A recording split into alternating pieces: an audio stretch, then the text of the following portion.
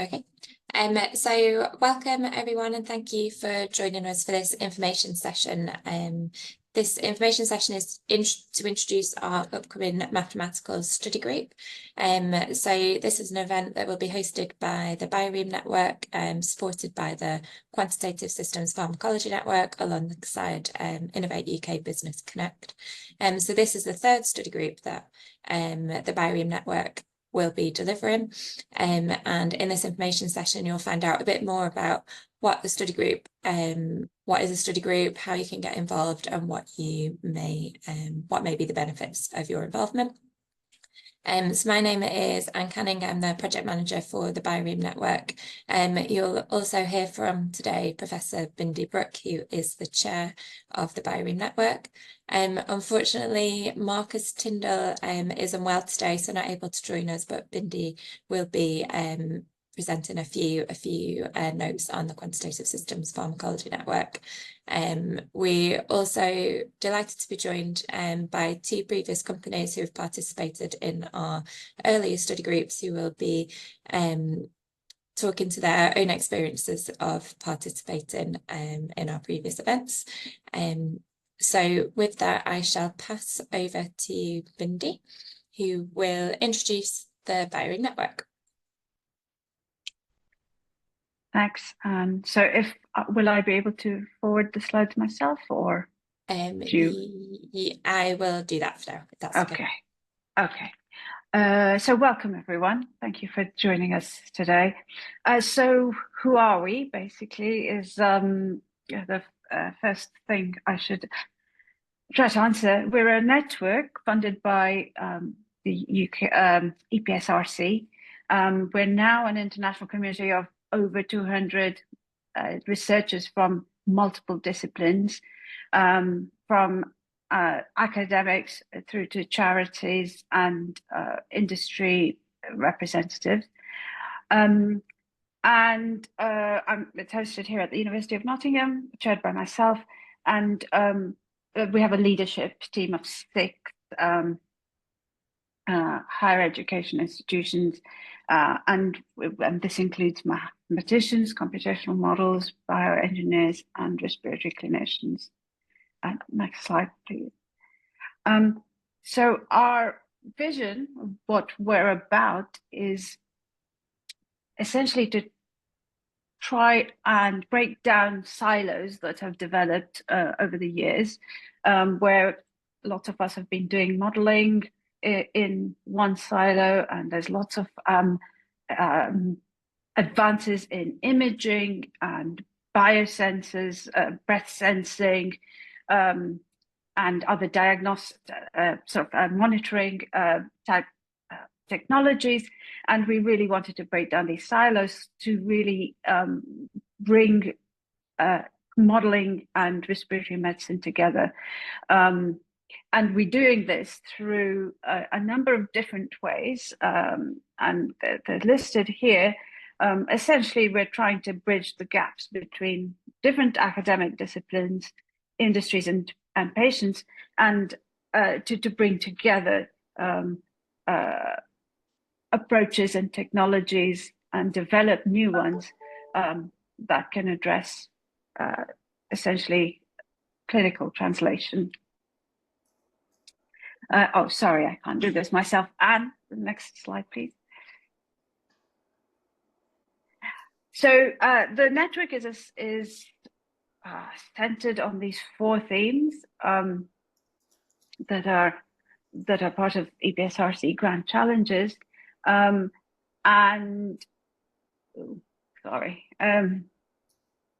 the way in which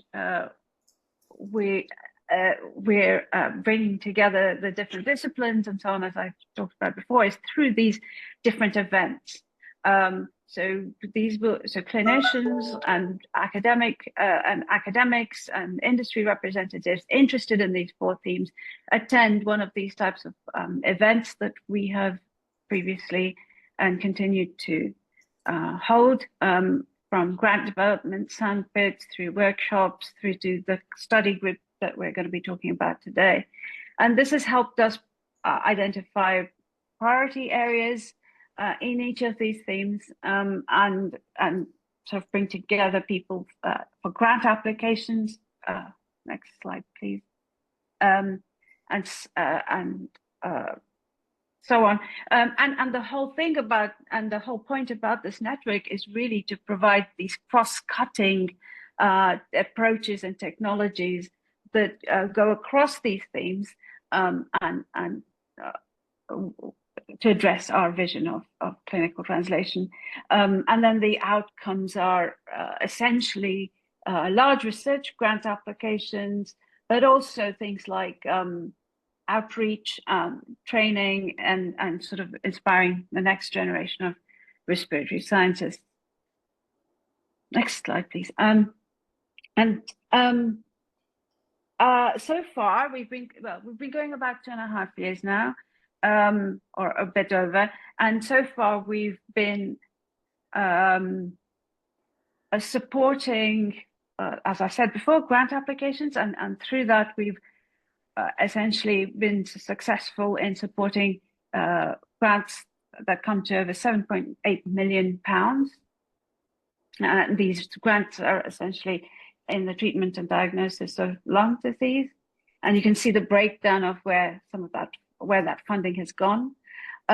We've been supporting early career researchers through funding, in particular to early career fellows.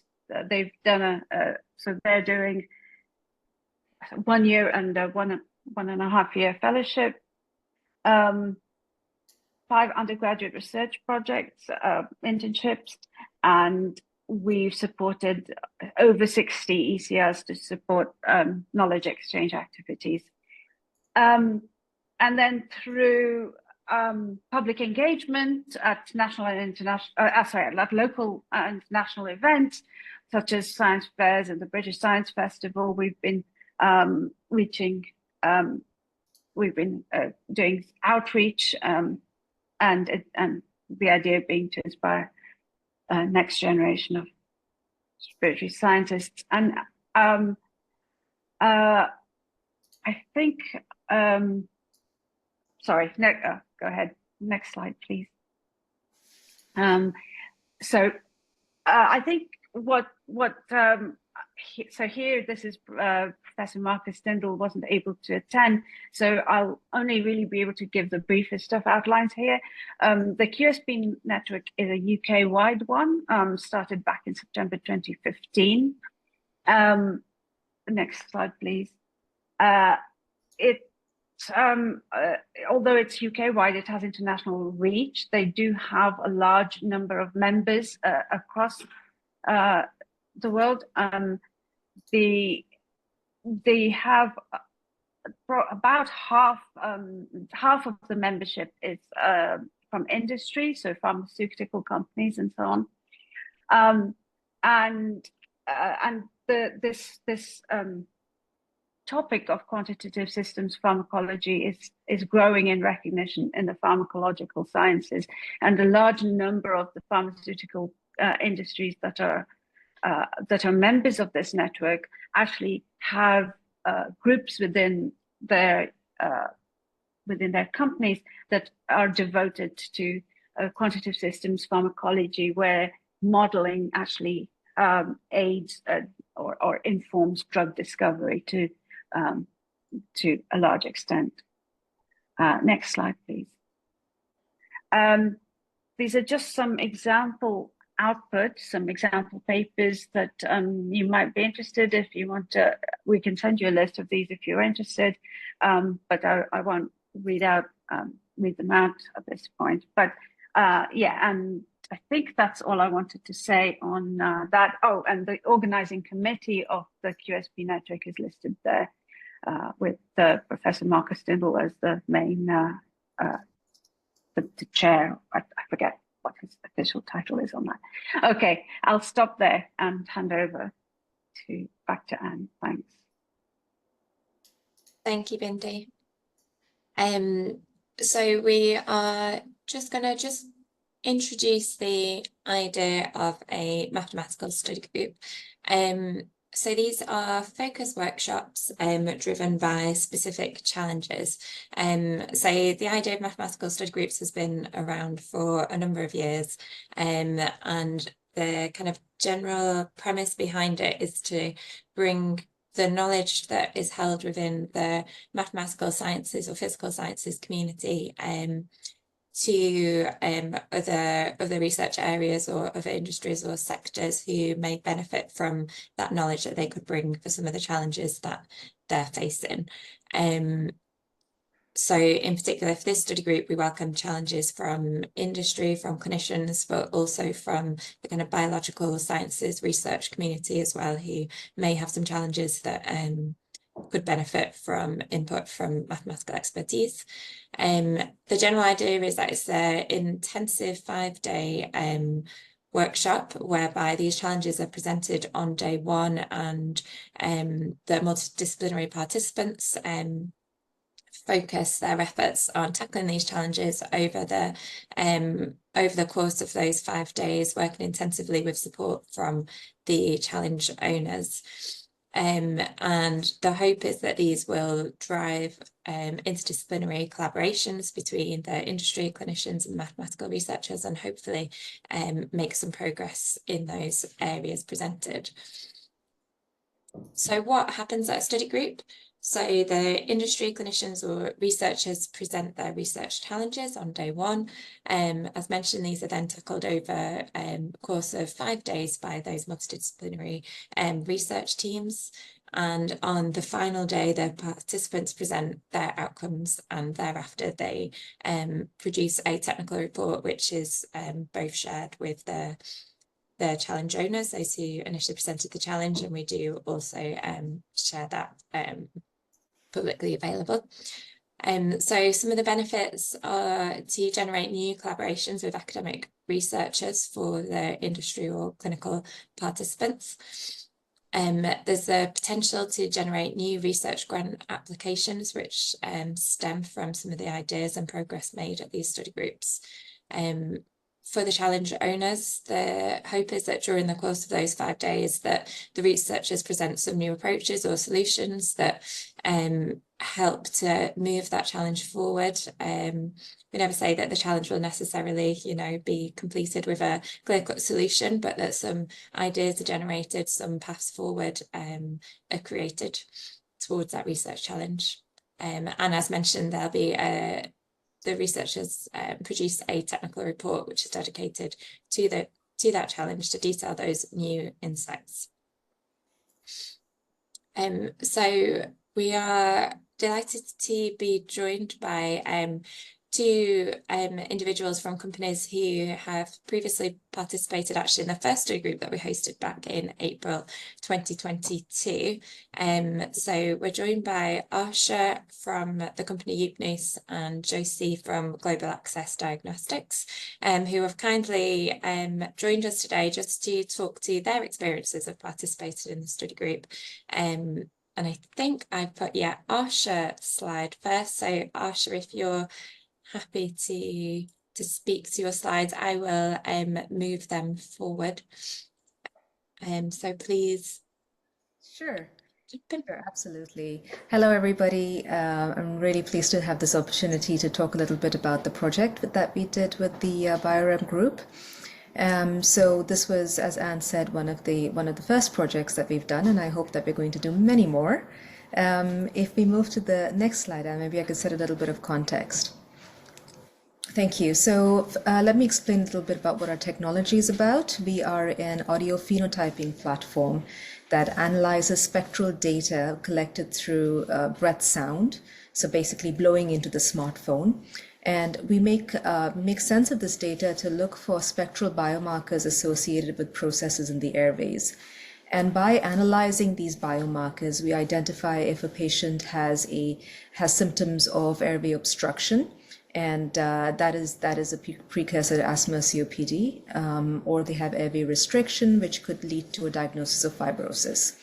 The technology is still pretty early stage. We've been collecting some preclinical data, And we approached the BIOREME Mathematical Study Group to present a challenge, which was to provide some of our data, which we had collected in the real world. This was spirometry data, which is basically lung function correlates associated with the audio files. And the challenge was to ask the participants in this study group to analyze the data and see if they could identify patterns associated with obstruction, particularly in this context. And we also gave them some restriction data as we went along. So if you go to the next slide, please. So as I said, the problem statement was to use spectral analysis to identify these patterns of disease and to correlate it with the ground truth, which was the spirometry indices. So we provided them with both. We gave them audio recordings. At first, we started off with, I think, 15, but then the team got so involved and everybody was so excited that we opened up the data set. And I think it was 150 patients or more at the end of it. So I think there was a lot of motivation, both from our sides as well as the participants, into really getting dug in. And the results really speak for themselves. So if we go to the next slide, please, Anne.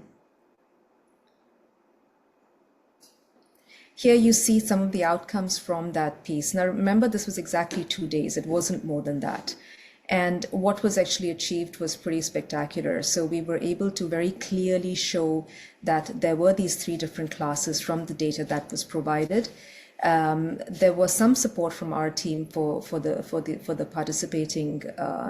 people participating on this particular challenge, and a number of techniques were performed on this data, and the results were very, very close to what we had already found as well.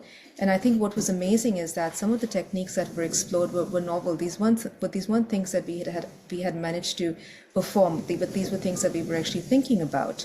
So I think that also really contributed to the development of our approach somewhat and validated some of our own hypotheses as well. So if we go to the next slide, Anne. So I think the team went above and beyond what was expected from them, right from being able to classify this data to be able to test and to show that there was test and retest reliability in all of the data files that were provided to them. As you can see here, it's pretty high. The next slide, please. And also to show the beginnings of a new improvement to the existing models, the very rudimentary models that were presented on that day. So I think all in all, our motivations were to see what could be done with this data. So that was ticked. But what was even more exciting, I think, if we go to the next slide, Anne, was that we found our CTO. And I think for me, that was the biggest win, that we met Jordan, who was participating on this particular challenge, and also Dat, who was part of the challenge team. And this relationship, which began with this 2-day workshop, has now become something which is a lot bigger, a lot deeper.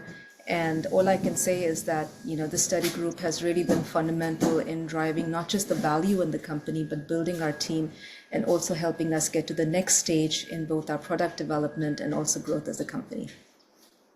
Thank you. Brilliant. Thank you very much, Arshia, and thank you very much for taking the time to join us today. Really appreciate it, and for sharing your insights and your experience. Pleasure. So following on from Arshia, I welcome Josie. I will just move those slides along.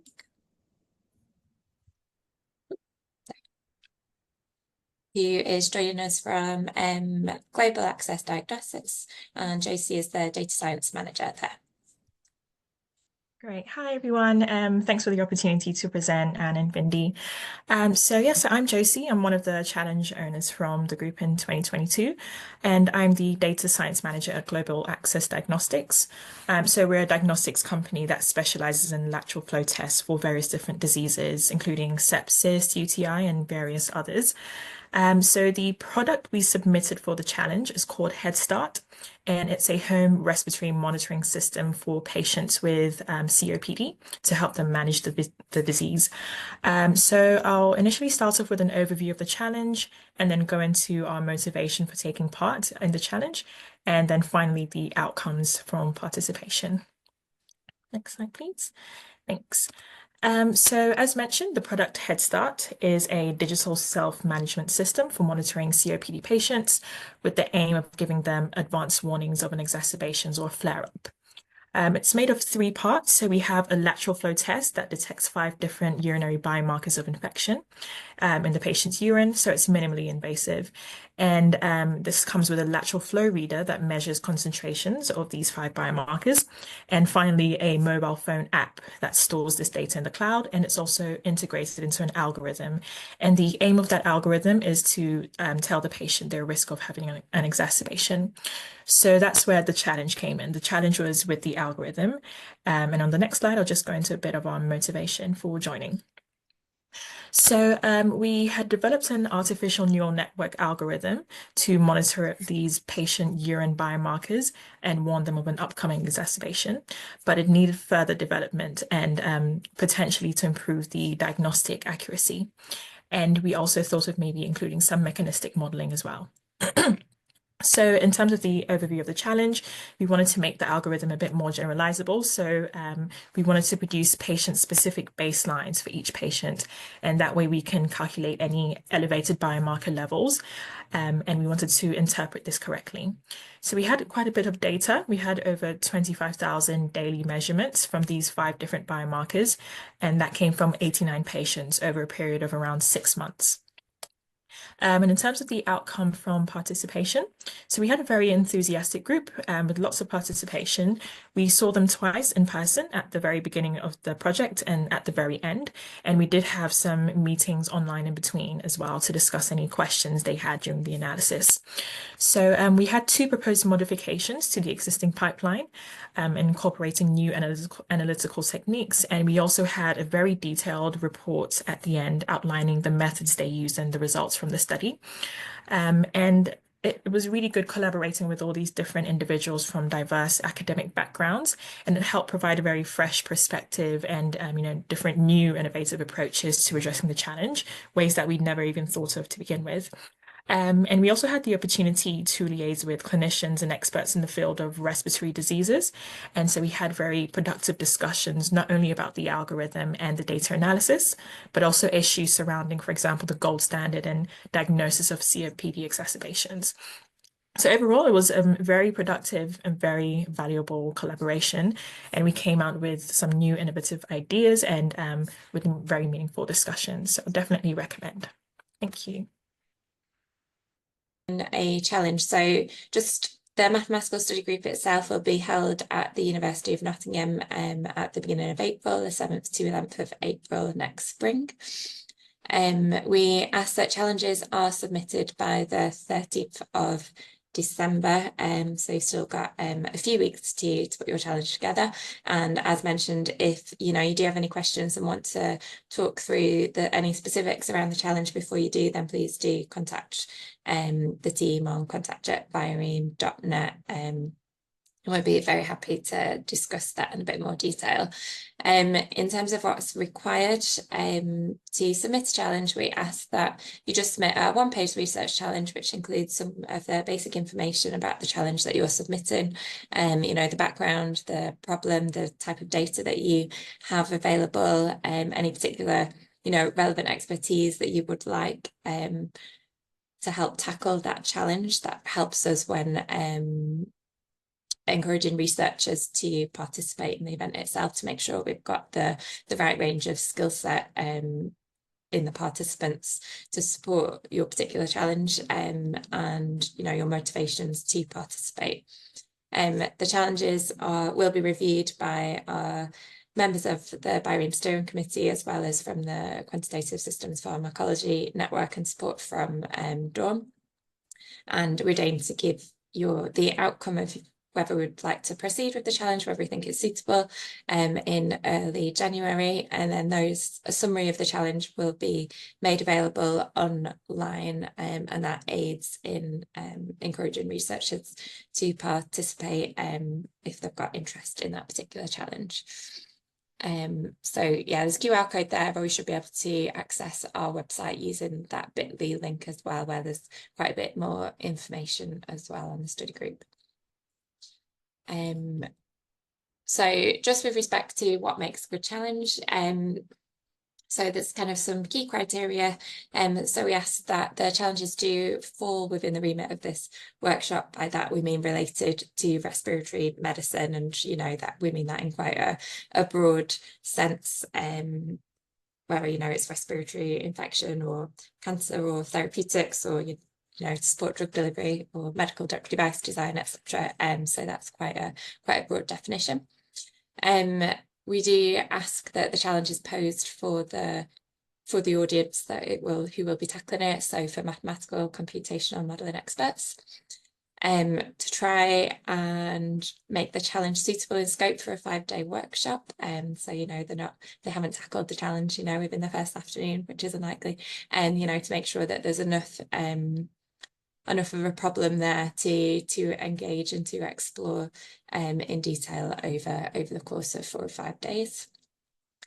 And of course, to ensure that you've got sufficient data for the challenge and for the kind of problem or solution that you're you know looking to address, and to consider any particular data set permissions to make sure that you are able to share that data appropriately for the study group. Expectations of challenge owners. So as I think Josie and Arshia have already mentioned, we ask that you are available to present your challenge in person on at least day 1 and ideally to return on day 5 in person.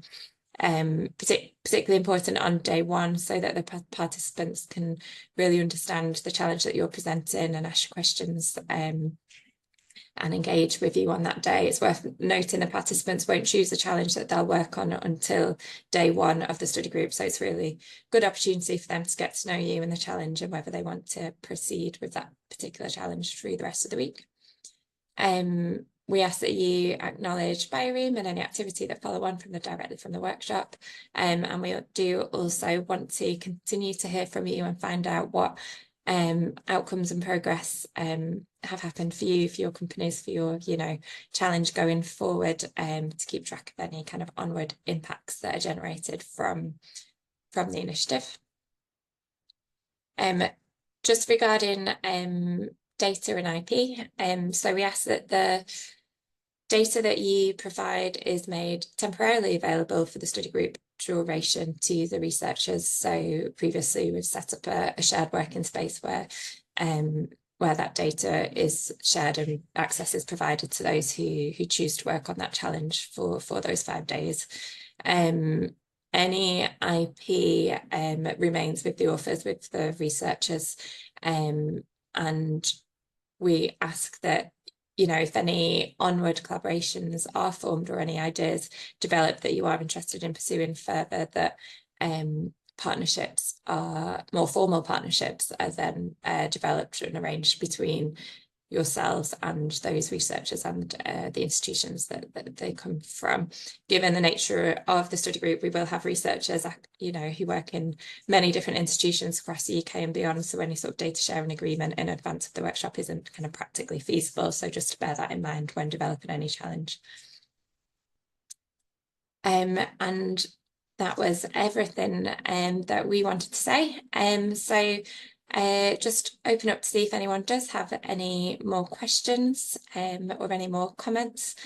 And that's the QR code again to our webpage if you do want to have a look there. And there's also a link there to where you can submit your challenge. So thank you. So I'll just give it a few minutes and see if anyone's got any questions.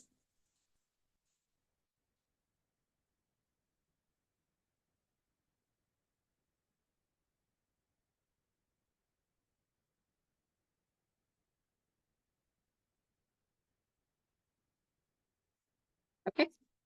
If you do think of any questions or want to discuss any potential challenges with us, then please do contact us at contact@BIOREME. We will be emailing participants with those links as well after the event. So thank you very much for joining us, and particularly thanks to Josie and Arshia for rejoining us and sharing their experiences from their participation a couple of years ago. It's brilliant to see how it's had impact and has helped your companies and your ideas progress. So thank you very much. And with that, we will close the webinar. Thank you. Bye. Many thanks, everyone. Thank you.